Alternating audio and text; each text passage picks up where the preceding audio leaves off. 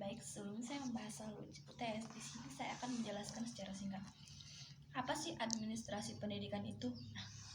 Administrasi pendidikan adalah bidang yang berkaitan dengan perencanaan, pengorganisasian, pelaksanaan, pengendalian, dan pengawasan berbagai aspek pendidikan seperti manajemen sekolah, kebijakan pendidikan, sumber daya manusia, keuangan, dan program pendidikan. Tujuan utamanya adalah untuk mencapai efisiensi, efektivitas, dan meningkatkan kualitas sistem pendidikan, serta memastikan bahwa tujuan pendidikan tercapai. Administrasi pendidikan juga melibatkan peran pemimpin dan administrator pendidikan dalam pengelola lembaga pendidikan agar dapat berjalan dengan baik, memberikan pendidikan berkualitas, dan mematuhi kebutuhan siswa dan masyarakat. Pentingnya administrasi pendidikan. Pentingnya administrasi bagi pendidikan. Langsung saja kita ke soal nomor 1. Jelaskan menurut Anda apa sih pentingnya mempelajari administrasi pendidikan? Nah, mempelajari administrasi pendidikan penting karena yang pertama, pengelolaan sumber daya. Administrasi pendidikan itu membantu efisien penggunaan sumber daya seperti anggaran, personel, dan fasilitas sekolah untuk mencapai tujuan pendidikan yang lebih baik. Yang kedua, perbaikan kualitas pendidikan. Dengan pemahaman yang kuat tentang administrasi, pengambilan kebijakan, dan pemimpin pendidikan dapat merancang program dan kebijakan yang mendorong peningkatan kualitas pendidikan tersebut. Yang ketiga, peningkatan efektivitas sekolah. Administrasi pendidikan juga membantu pengelola proses pembelajaran, penilaian, dan kurikulum sehingga sekolah dapat menjadi lebih efektif dalam mencapai tujuan pendidikan. Yang keempat, administrasi pendidikan juga membantu mengelola konflik di lingkungan pendidik, baik antar staf, siswa, ataupun orang tua, untuk menciptakan lingkungan yang kondusif bagi pembelajaran. Selanjutnya, kepatuhan hukum. Administrasi juga memastikan sekolah mematuhi peraturan dan hukum pendidikan yang berlaku, seperti hak asasi siswa dan peraturan pengelola sekolah. Kita beralih ke pertanyaan nomor 2. Jawaban itu fungsi administrasi pendidikan itu mencakup 5 aspek yang biasa disebut planning, organizing, coordinating, actuating, dan controlling. Langsung saja, planning atau perencanaan merupakan langkah awal dalam administrasi pendidikan yang melibatkan menetapkan tujuan dan sasaran pendidikan, mengidentifikasi sumber daya yang diperlukan, dan merancang rencana untuk mencapai tujuan tersebut. Perencanaan mencakup pengembangan visi misi, kurikulum, pengajaran, dan sumber daya manusia yang diperlukan untuk mencapai tujuan pendidikan. Kedua, organizing atau pengorganisasian. Pengorganisasian ini melibatkan struktur organisasi pendidikan, termasuk pembagian tanggung jawab, tugas, serta peraturan sumber daya dan personil. Ini mencakup pembentukan struktur organisasi, pembagian pekerjaan, dan pembentukan tim yang efisien. Selanjutnya, coordinating atau koordinasi. Koordinasi melibatkan peraturan dan sinkronisasi berbagai aktivitas dan elemen dalam sistem pendidikan, termasuk mengintegrasikan berbagai fungsi dan aktivitas agar berjalan dengan lancar. Koordinasi penting untuk memastikan bahwa semua aspek pendidikan saling mendukung dan berjalan sesuai rencana. Pelaksanaan. Actuating. Pelaksanaan melibatkan penerapan rencana dan kebijakan yang telah disusun, mencakup pelaksanaan kurikulum, pengajaran, evaluasi, serta pengelola kegiatan sehari-hari di lembaga pendidikan. Pelaksanaan yang efisien memastikan bahwa tujuan pendidikan dapat dicapai. Yang terakhir, controlling atau pengendalian. Pengendalian itu biasa melibatkan pemantauan atau evaluasi dalam pengawasan terhadap pelaksanaan rencana dan kebijakan pendidikan untuk bertujuan memastikan bahwa aktivitas pendidikan itu berjalan sesuai dengan rencana, mengidentifikasi masalah atau ketidaksesuaian, dan mengambil tindakan korektif jika diperlukan. Pengendalian juga membantu memastikan akuntabilitas dan peningkatan berlanjutan dalam sistem pendidikan. Nah, dengan mengintegrasikan kelima fungsi tersebut di atas yang telah saya jelaskan, lembaga pendidikan dapat mencapai tujuan dan visi misi mereka secara efisien dan efektif sambil menjaga kualitas dan akuntabilitas dalam seluruh proses pendidikan. Pentingnya administrasi pendidikan dalam Islam. Nah, bagaimana sih tinjauan Islam berdasarkan Al-Quran dan hadis terkait dengan pentingnya implementasi fungsi administrasi pendidikan? Planning, organizing, coordinating, actuating, dan controlling dalam sebuah organisasi.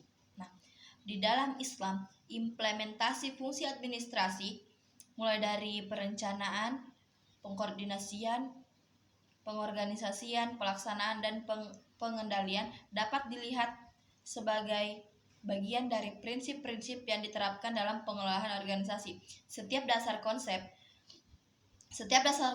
ini tidak diuraikan lagi secara eksplisit dalam Al-Quran atau hadis. Namun prinsip-prinsip manajemen yang efisien dan adil selaras dengan nilai-nilai Islam, mulai dari perencanaan atau planning. Al-Quran mengajarkan pentingnya merencanakan dan merenungkan tindakan, misalnya surah Al-Ahzab yang menyebutkan pentingnya berpikir dan merenungkan tindakan sebelum melakukannya. Nah, yang kedua, pengorganisasian atau organizing. Hadis mencatat bagaimana Nabi Muhammad SAW mengorganisasi umat Islam dalam berbagai aspek kehidupan, termasuk pendidikan, peraturan, dan pengorganisasian, menjadi kunci dalam memastikan efisien dalam keteraturan. Ketiga, koordinasi atau coordinating. Koordinasi dalam Islam dapat dilihat sebagai kerjasama dengan ketertiban dalam berbagai aktivitas untuk mencapai tujuan bersama. Nabi Muhammad SAW mendorong kerjasama dalam umat Islam. Nah, pelaksanaan ini Islam mengajarkan pentingnya bertindak sesuai dengan rencana dan tujuan yang telah ditetapkan. Hadis mencatat bahwa perbuatan baik dan ketaatan terhadap Allah adalah inti dari pelaksanaan yang efektif. Yang terakhir, pengendalian atau controlling. Islam mendorong pengawasan dan pengendalian untuk memastikan kesesuaian nilai-nilai dan prinsip-prinsip yang benar. Hal ini mencerminkan konsep amar ma'ruf nahyil munkar, mengajak kepada kebaikan dan mencegah dari yang buruk dalam Islam. Instrumen administrasi tenaga pendidik. Apa saja yang termasuk dalam instrumen administrasi tenaga pendidik dan tenaga kependidikan? Instrumen administrasi tenaga pendidik dan tenaga kependidikan dapat mencangkup berbagai hal, seperti data identitas, informasi pribadi seperti nama, alamat, nomor identitas, dan kontak. Setelah itu, riwayat pendidikan, data tentang pendidikan formal, pelatihan, sertifikat, dan data pengenalan pendidikan. Setelah itu, pengalaman kerja, detail mengenai pengalaman kerja sebelumnya, termasuk posisi tempat kerja dan durasi. Setelah itu, dokumen kepegawaian, termasuk kontrak kerja, surat keputusan, dan dokumen-dokumen terkait status kepegawaian. Data keuangan, informasi, gaji, tunjangan, dan manajemen keuangan terkait kepegawaian. Setelah itu, data kesehatan, catatan kesehatan yang relevan untuk asuransi dan manajemen kesehatan kepegawaian. Setelah itu, dokumen pelatihan, sertifikat pelatihan, rencana pelatihan, dan catatan perkembangan pendidikan. Setelah dokumen pelatihan, ada lagi yang dikatakan penilaian kinerja, hasil penilaian kinerja pegawai dan catatan evaluasi. Setelah itu, absensi, catatan absensi dan izin yang diambil oleh pegawai. Setelah itu, surat menyurat, komunikasi resmi, seperti surat tugas, surat peringatan, dan surat lainnya. Setelah itu catatan disiplin, catatan pelanggaran, disiplin, dan tindakan yang diambil. Setelah itu dokumen kepegawaian lainnya. Semua dokumen administrasi lainnya yang relevan dengan manajemen kepegawaian. Ini hanya sebagai contoh, dan instrumen administrasi bisa relevan tergantung pada kebijakan dan praktik di lembaga atau organisasi pendidikan tertentu. Baik, peran guru dalam pelaksanaan administrasi peserta didik sangat penting dalam memastikan efisiensi, efektivitas, dan kualitas pendidikan di sekolah. Ada beberapa peran utama guru dalam administrasi peserta didik. Yang pertama itu memantau perkembangan siswa.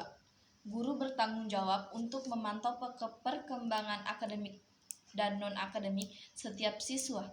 Mereka harus secara teratur mengumpulkan, merekam, dan menganalisis data tentang prestasi siswa, perilaku kehadiran, dan partisipasi dalam kegiatan ekstrakurikuler. Dengan pemantauan ini, guru dapat mengidentifikasi masalah atau potensi siswa yang memerlukan perhatian lebih lanjut. Setelah itu, pelaporan dan evaluasi. Guru harus memberikan laporan dan perkembangan siswa kepada orang tua atau wali melalui rapor atau pertemuan orang tua guru.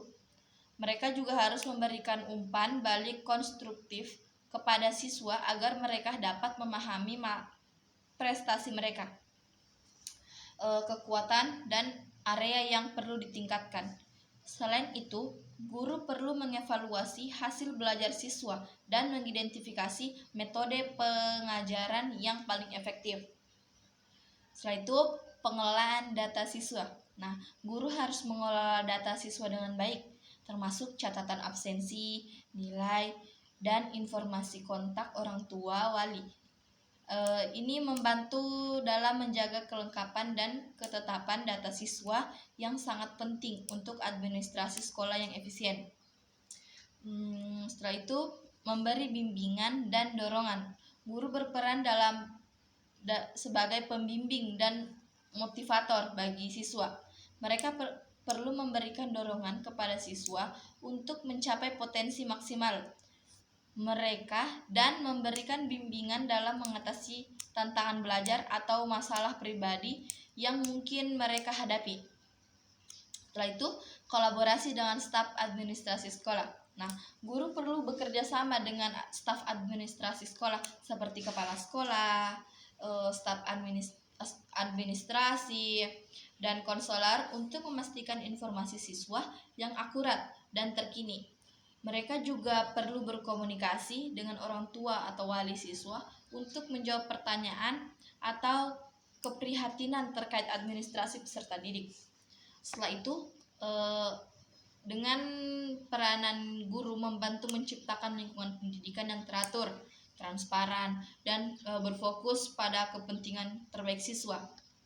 Administrasi peserta didik dan baik mendukung proses pembelajaran siswa dan memungkinkan sekolah untuk merespon dengan tepat kebutuhan individu siswa. Baik, saya akan menjelaskan secara berurutan tahapan dalam pelaksanaan administrasi pendidikan dan tenaga kependidikan person terhadap dalam pelaksanaan administrasi. Nah, tenaga pendidik dan tenaga pendidikan biasanya meliputi beberapa langkah yang berurutan, seperti identifikasi dan rekrutan, identifikasi kebutuhan tenaga pendidik dan tenaga pendidikan berdasarkan tujuan dan program sekolah. Kalau proses rekrutmen itu pengumuman lowongan, seleksi, dan perekrutan staf baru. Yang kedua, pengelolaan data pribadi, pengumpulan dan penyimpanan data pribadi guru dan staf pendidikan, seperti riwayat pendidikan, pengalaman kerja, dan dokumentasi identifikasi. Setelah itu, pengelolaan kontrak dan dokumen karyawan, penyusunan kontrak kerja, dokumen kepegawaian, dan perjanjian lainnya. Pengelolaan absensi, izin, cuti, dan penilaian kinerja. Setelah itu penyusunan jadwal. Penyusunan jadwal itu pengajaran dan tugas-tugas guru, staf pendidikan sesuai dengan program sekolah. Memastikan ketersediaan sumber daya yang diperlukan untuk mendukung jadwal tersebut. Setelah itu, administrasi keuangan, yaitu mengelola aspek keuangan yang terkait dengan gaji, tunjangan, dan alokasi anggaran untuk tenaga pendidikan dan tenaga kependidikan. Setelah itu, pelatihan dan pengembangan. Identifikasi kebutuhan pelatihan dan pengembangan staf, koordinasi program pelatihan dan pengembangan untuk meningkatkan kompetensi mereka. Setelah itu, komunikasi internal dan eksternal, memfasilitasi komunikasi antara tenaga pendidik dan tenaga kependidikan dengan manajemen sekolah, orang tua, dan pihak yang terkait lainnya. Mengelola informasi penting seperti pengumuman, pengarahan, dan perubahan kebijakan. Adapun evaluasi kinerja, yaitu melakukan evaluasi kinerja secara berkala terhadap guru dan staf pendidikan. Setelah itu, memberikan umpan balik dan rekomendasi untuk peningkatan kinerja, pengunduran diri, dan pensiun. Setelah itu, mengurus proses pengunduran diri atau pensiun staf dengan administrasi yang sesuai, penyusunan dokumen, dan prosedur terkait. Setelah itu, arsip dan dokumentasi, pengelolaan dokumentasi dan arsip yang terkait dengan tenaga pendidik dan tenaga kependidikan termasuk catatan kinerja, kontrak, dan dokumen pribadi. Tahapan ini membantu memastikan bahwa tenaga pendidik dan tenaga kependidikan di lembaga pendidikan dapat bekerja secara efisien dan efektif sambil mematuhi peraturan dan kebijakan yang berlaku. Instrumen administrasi tenaga pendidik. Apa saja yang termasuk dalam instrumen administrasi tenaga pendidik dan tenaga kependidikan? Instrumen administrasi tenaga pendidik dan tenaga kependidikan dapat mencangkup berbagai hal, seperti data identitas, informasi pribadi seperti nama, alamat, nomor identitas, dan kontak. Setelah itu, riwayat pendidikan, data tentang pendidikan formal, pelatihan, sertifikat, dan data pengenalan pendidikan. Setelah itu, pengalaman kerja, detail mengenai pengalaman kerja sebelumnya, termasuk posisi tempat kerja dan durasi. Setelah itu, dokumen kepegawaian, termasuk kontrak kerja, surat keputusan, dan dokumen-dokumen terkait status kepegawaian. Data keuangan, informasi, gaji, tunjangan, dan manajemen keuangan terkait kepegawaian. Setelah itu, data kesehatan, catatan kesehatan yang relevan untuk asuransi dan manajemen kesehatan kepegawaian. Setelah itu, dokumen pelatihan, sertifikat pelatihan, rencana pelatihan, dan catatan perkembangan pendidikan. Setelah dokumen pelatihan, ada lagi yang dikatakan penilaian kinerja, hasil penilaian kinerja pegawai dan catatan evaluasi. Setelah itu, absensi, catatan absensi dan izin yang diambil oleh pegawai. Setelah itu, surat menyurat, komunikasi resmi seperti surat tugas, surat peringatan, dan surat lainnya. Setelah itu, catatan disiplin, catatan pelanggaran, disiplin, dan tindakan yang diambil. Setelah itu, dokumen kepegawaian lainnya, semua dokumen administrasi lainnya yang relevan dengan manajemen kepegawaian. Ini hanya sebagai contoh, dan instrumen administrasi bisa relevan tergantung pada kebijakan dan praktik di lembaga atau organisasi pendidikan tertentu.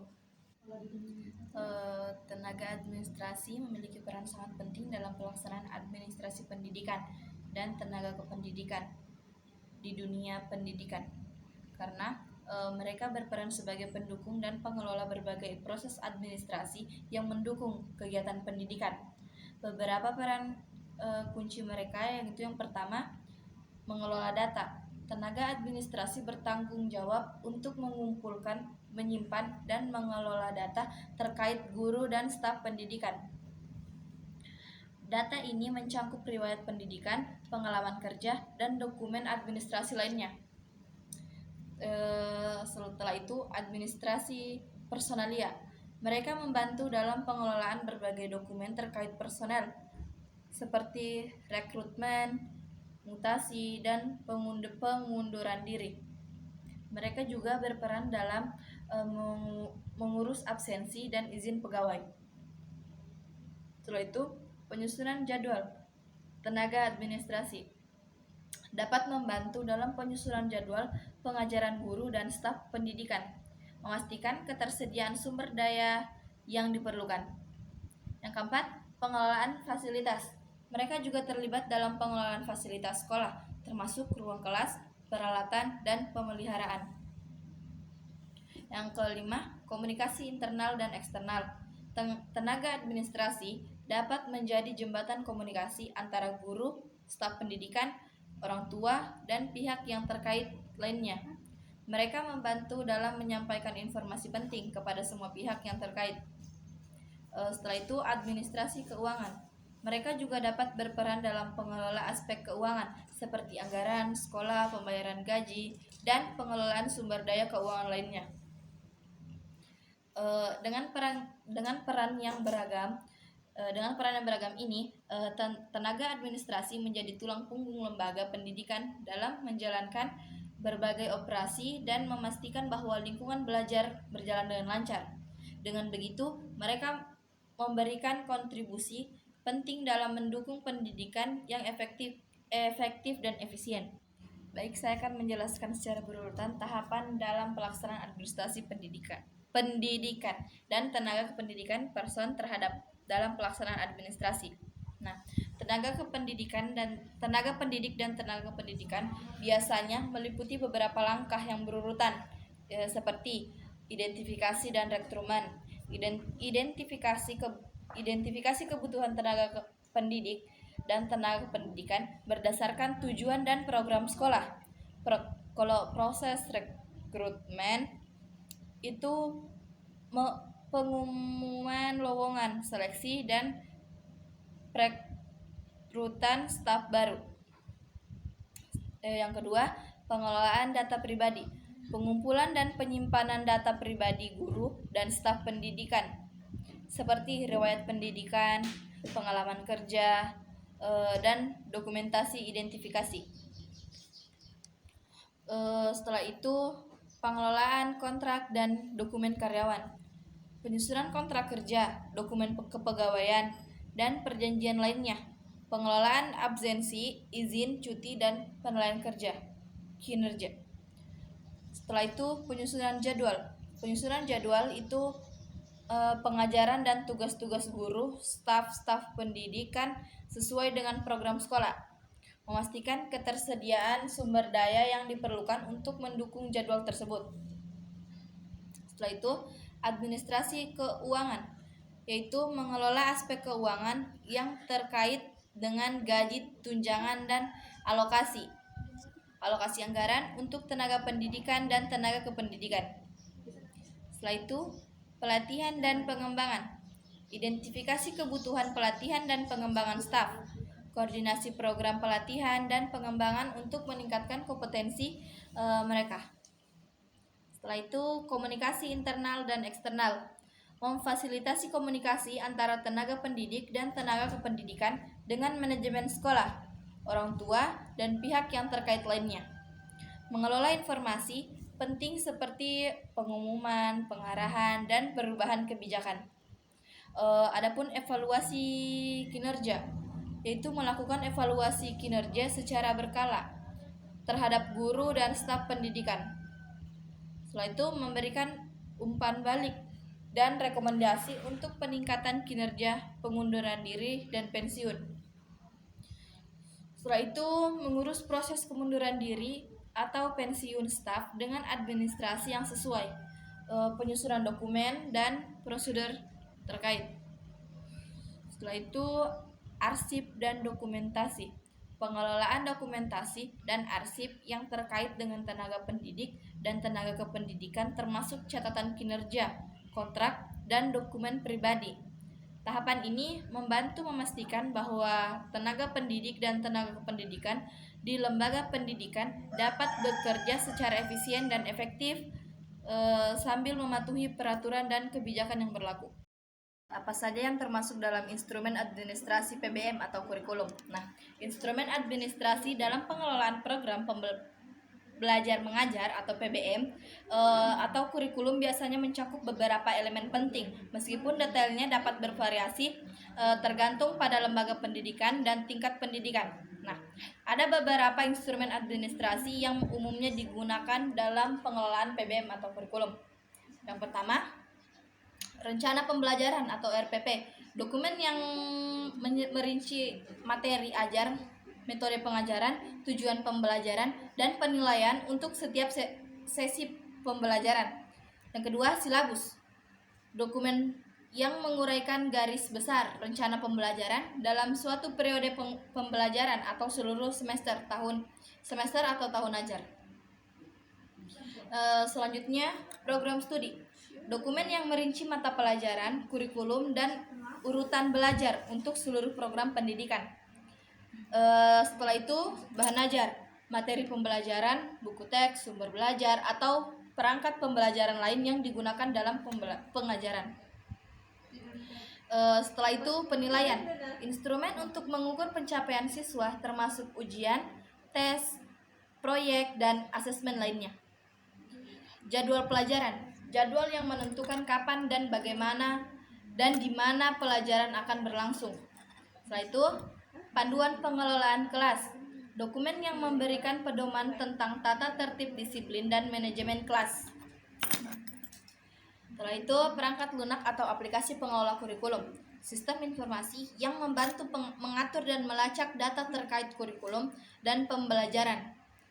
Setelah itu, evaluasi kurikulum, proses untuk mengevaluasi efektivitas kurikulum dan melakukan perbaikan berdasarkan umpan balik dari siswa dan staf pengajar.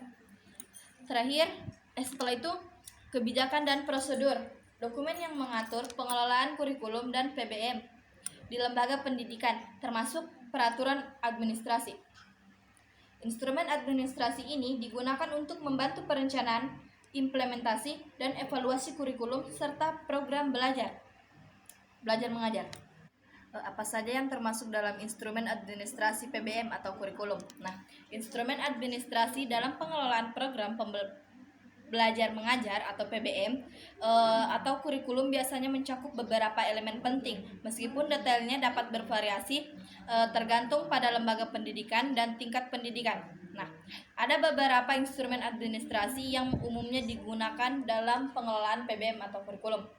Yang pertama, Rencana Pembelajaran atau RPP, dokumen yang merinci materi ajar, metode pengajaran, tujuan pembelajaran, dan penilaian untuk setiap sesi pembelajaran. Yang kedua, Silabus, dokumen yang menguraikan garis besar rencana pembelajaran dalam suatu periode pembelajaran atau seluruh semester atau tahun ajar. Selanjutnya, program studi, dokumen yang merinci mata pelajaran, kurikulum, dan urutan belajar untuk seluruh program pendidikan. Setelah itu, bahan ajar, materi pembelajaran, buku teks, sumber belajar, atau perangkat pembelajaran lain yang digunakan dalam pengajaran. Setelah itu, penilaian, instrumen untuk mengukur pencapaian siswa termasuk ujian, tes, proyek, dan asesmen lainnya. Jadwal pelajaran, jadwal yang menentukan kapan dan bagaimana dan di mana pelajaran akan berlangsung.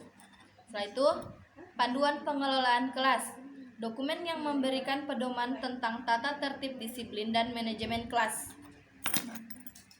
Setelah itu, perangkat lunak atau aplikasi pengelola kurikulum, sistem informasi yang membantu mengatur dan melacak data terkait kurikulum dan pembelajaran. Setelah itu, evaluasi kurikulum, proses untuk mengevaluasi efektivitas kurikulum dan melakukan perbaikan berdasarkan umpan balik dari siswa dan staf pengajar. Terakhir, setelah itu, kebijakan dan prosedur, Dokumen yang mengatur pengelolaan kurikulum dan PBM di lembaga pendidikan, termasuk peraturan administrasi. Instrumen administrasi ini digunakan untuk membantu perencanaan, implementasi, dan evaluasi kurikulum serta program belajar.